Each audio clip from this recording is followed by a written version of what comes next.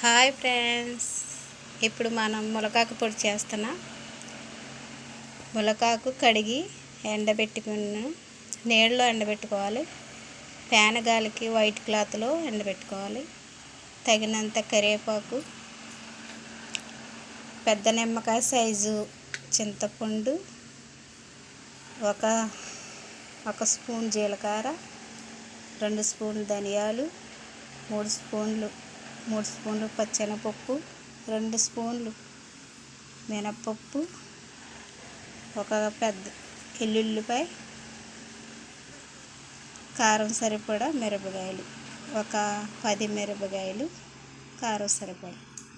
సరే ఫ్రెండ్స్, కారపొడి చేశాక ఎంత టేస్ట్ ఉందో మీకు చూపిస్తాం. మీకేమైనా కావాలితే మా నెంబర్ పెడతాం, మాకు వాట్సాప్ చేయండి. Okay friends, thank you.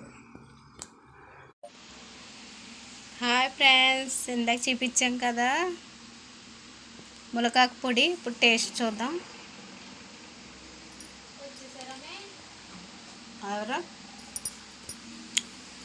Hi friends, పర్ఫెక్ట్గా కుదిరింది.